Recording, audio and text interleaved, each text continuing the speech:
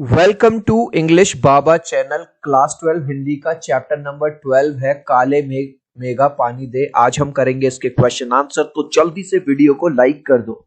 I hope children आपने video को like कर दिया है और अभी तक चैनल को सब्सक्राइब नहीं किया तो सब्सक्राइब कर दो सो दैट आपको हमारे सारे अपडेट्स मिलते रहे। क्वेश्चन नंबर 1 ध्यान से समझना। लोगों ने लड़कों की टोली को मेंढक मंडली का नाम किस आधार पर दिया? तो चिल्ड्रन आपने देखा होगा जब पानी बरसता है और पानी में जो मेंढक हैं वो इधर उधर क्या करते हैं, हिलोरे मारते हैं, उछलते हैं, कूदते हैं। ऐसे ही लेखक ने बताया है कि जब गांव में बारिश नहीं होती थी, सूखा पड़ता था, तो गांव के 10-12 साल के बच्चे अर्धनग्न होकर इधर उधर घूमते थे, कीचड़ में लौटते थे, गंगा मैया की जय बोलते थे और घरों में लोगों के पास जो थोड़ा बहुत पानी होता था वो उनके ऊपर डालते थे। मतलब वो ये कहते थे, मतलब एक तरह का लेखक ने कहा लोगों में अंधविश्वास था कि इंद्रदेव को खुश करने के लिए। इससे काफी गंदगी भी होती थी, कीचड़ वगैरह। तो जो लोग इससे को अंधविश्वास मानते थे वो इन लोगों को क्या कहते थे, इन बच्चों को मेंढकों की टोली कहा जाता था, इनको मेंढक मंडली। तो पहला आंसर तो आप ये लिखोगे, गांव के बच्चे वर्षा ना होने पर अर्धनग्न, मतलब बस कोई निक्कर वगैरह पहने होते थे, ठीक है, अर्धनग्न होकर मेंढक की तरह उछल कूद किया करते थे। इस पर गांव के कुछ लोगों को यह अंधविश्वास लगता था। गांव के लोगों को लगता था इस तरह से बारिश नहीं होगी, इस तरह से कुछ नहीं होगा, इसलिए वे लोगों की टोली को मेंढक मंडली कहा करते थे। तो मेंढक मंडली क्यों कहते थे? क्योंकि लोगों को वो अंधविश्वास लगता था। यह टोली अपने आप को इंद्र सेना क्यों कहती थी? चिल्ड्रन आपने हिंदू माइथोलॉजी में सुना होगा जो बारिश के देवता हैं उनको इंद्रदेव कहा जाता है। तो ये लोग कहते थे कि हम इंद्र देवता के सैनिक हैं, उनकी पूजा करते हैं और उनसे क्या मांग रहे हैं, हम बारिश मांग रहे हैं, इसलिए वो अपने आप को इंद्र सेना कहती थी।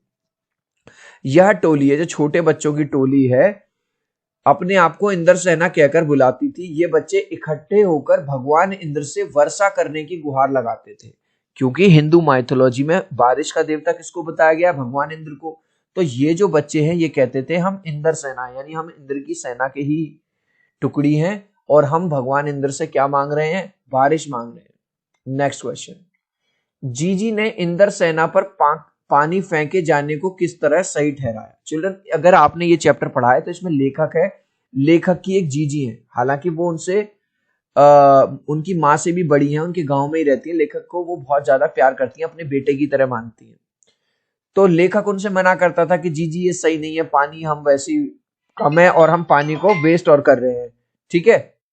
तो लेखक मतलब अपनी उन जीजी को, जिनको वो मदर के समान मानता था, उनसे मना करता था कि ये सब अंधविश्वास है, इन बातों पे विश्वास मत कीजिए, ठीक है। लेकिन जीजी क्या कहती थी कि देखो बेटा, हम भगवान को जो देंगे, हमने भगवान को 1 रुपया चढ़ाया, भगवान उसका 100 गुना करके हमें देगा, है ना। हमारे यहाँ दान वगैरह को बहुत ज्यादा माना जाता है हिंदू माइथोलॉजी में। तो वो ये कहती थी कि जो चीज हमारे पास कम है, जैसे कि अभी पानी कम है, अगर हम पानी का दान करेंगे भगवान को तो भगवान हमें क्या देगा? और ज्यादा पानी देगा। आंसर कैसे लिखेंगे? जीजी ने इंद्र सेना पर पानी फेंके जाने को सही ठहराया। पहले तो ये वाली बात लिख दी और लेखक से कहा कि वर्षा के देव इंद्रदेव हैं, कि हमें बारिश कौन देता है? इंद्रदेव हमें बेटा बारिश देते हैं। यदि उनसे कुछ लेना है तो पहले कुछ देना सीखो। तो जीजी ने लेखक को समझाया कि बेटा ये कोई अंधविश्वास नहीं है, अगर हमें भगवान से कुछ लेना है, ठीक है, तो भगवान को कुछ देना भी तो सीखो, तभी परमात्मा खुश होकर मनुष्य की इच्छाएं पूरी करता है। नेक्स्ट, पानी दे गुड़ धानी दे, मेघों से पानी के साथ गुड़ धानी की मांग क्यों की जा रही है? जो इंद्र सेना है वो पानी भी मांग रही है और गुड़ धानी। अब ये गुड़ धानी क्या होता है? चिल्ड्रन गुड़ की गजक आई एम श्योर आप सबने खाई होगी। ऐसा ही गुड़ का एक लड्डू होता है जिसमें गुड़, चना और गेहूं से वो बनता है, बहुत टेस्टी होता है, इस तरह का वो दिखाई देता है। जब चिल्ड्रन बारिश होगी तो अच्छी बारिश से अच्छी फसल होगी, अच्छी फसल में अच्छा अनाज मिलेगा और जब अच्छा अनाज मिलेगा तो गांव के लोग उसमें गुड़ मिलाकर गुड़धानी बनाएंगे।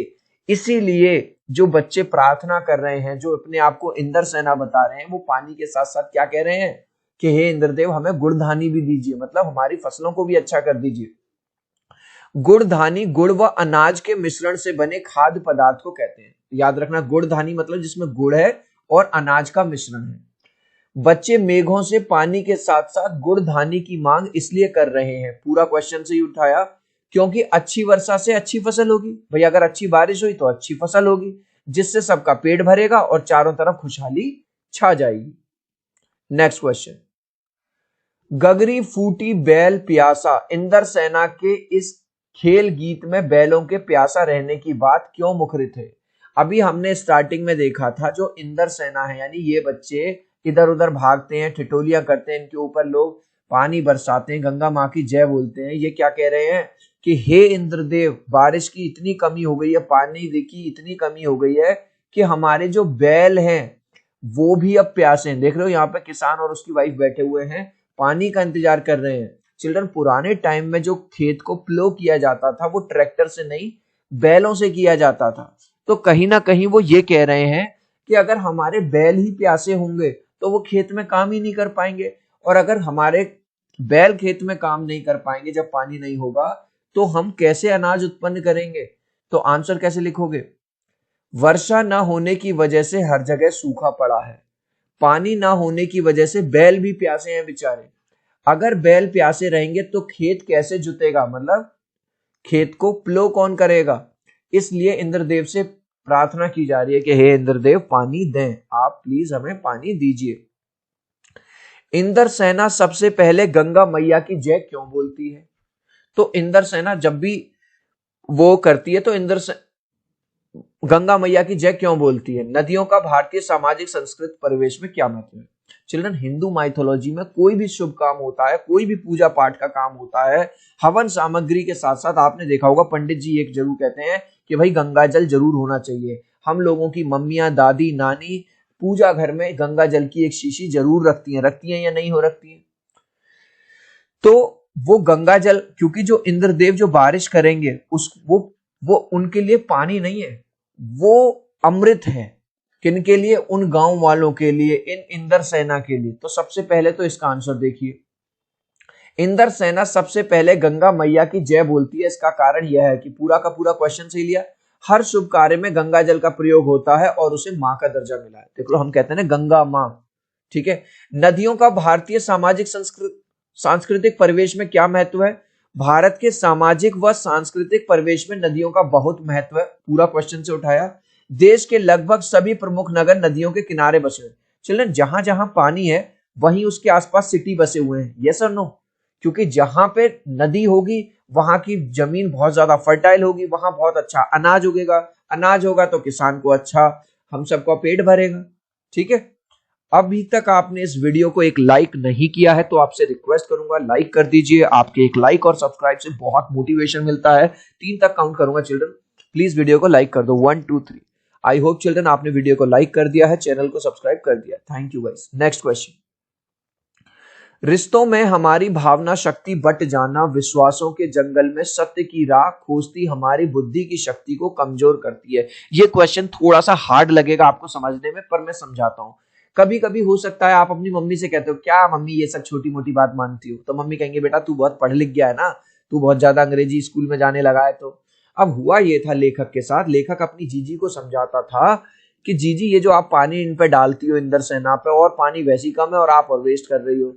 तो जीजी उसको ये समझाती कि नहीं बेटा, ये क्या नाम है, अंधविश्वास नहीं है, इसी से देवता खुश होते हैं, है ना। परमात्मा को जब आप वो चीज दोगे जो आपके पास कम है तो परमात्मा आपको और देगा। हालांकि लेखक को पसंद तो नहीं था ये, लेकिन वो अपनी जीजी से बहुत प्रेम करता था, प्यार करता था, क्योंकि वो जीजी उसको अपना बेटे की तरह मानती थी।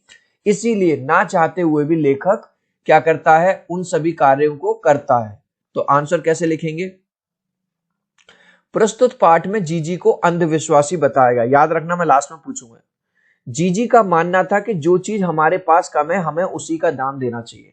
तो लेखक कहता था कि दीदी ये सब अंधविश्वास है जीजी, इन सब पे भरोसा मत किया करो। लेकिन जीजी का मानना था कि जो चीज हमें कम है हमें उसका दान देना चाहिए, जिससे परमात्मा वही चीज हमें 100 गुना करके देता है ना। आपने कोई चीज परमात्मा को समर्पित की, परमात्मा वो चीज आपको और देगा। लेखक इन चीजों को सही नहीं मानता था, लेकिन अपनी जीजी की खुशी के लिए वो ये सब करता था, ठीक है।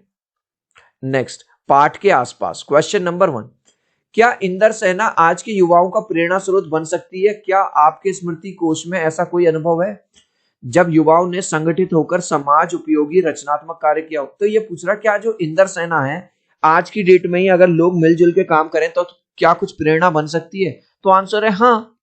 चिल्ड्रन, कोई भी बड़ा काम हुआ है वो किसी अकेले व्यक्ति ने नहीं किया, उसमें पूरा समाज ने सहयोग दिया है। जैसे हमको अंग्रेजों से आजादी लेनी थी तो क्या केवल एक आदमी की वजह से मिल गई? नहीं, जब पूरा समाज साथ में आया। हमारे राष्ट्रपिता महात्मा गांधी जी ने दांडी मार्च किया, असहयोग आंदोलन चलाया, तो अकेले दम पे चला दिया? नहीं, पूरी समाज, पूरा देश उनके साथ जुड़ जाता था तब जाके वो काम हुआ। ठीक है, आप अब ये कह रहा कोई ऐसा उदाहरण है आपकी नजर में जहां पे समाज ने कि युवाओं ने संगठित होकर कोई अच्छा काम किया हो? तो इसमें मैंने एक कहानी लिख दी कि एक बार मेरे घर के पास एक कुआं है, उसमें एक बैल गिर गया था। तो जो आसपास के जो युवा लोग हैं सब लोगों ने मिलकर उसको बाहर निकाला और उसकी जान बचा ली। तो आंसर कैसे लिखेंगे? हाँ, इंदर सेना आज के युवा वर्ग के लिए प्रेरणा स्रोत हो सकती है। सामूहिक शक्ति के कारण ही बड़े बड़े आंदोलन सफल हुए। मतलब अगर ग्रुप में हमको स्टार्टिंग से ही सिखाया गया है यूनिटी इज स्ट्रेंथ, है ना। वृक्ष बचाओ जैसा आंदोलन, महात्मा गांधी के आंदोलन सबके किस लिए सफल हुए? क्योंकि जब युवाओं ने मिलकर संगठित होकर काम किया है।